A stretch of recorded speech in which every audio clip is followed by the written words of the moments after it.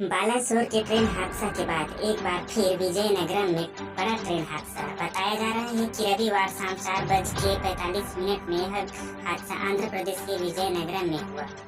मिली जानकारी के अनुसार विशाखापट्टनम रायगढ़ पैसेंजर ट्रेन ने विशाखापट्टनम पलासा पैसेंजर ट्रेन को पीछे से टक्कर मारा, जिससे 2-3 डिब्बे पटरी से बाहर गिर गए।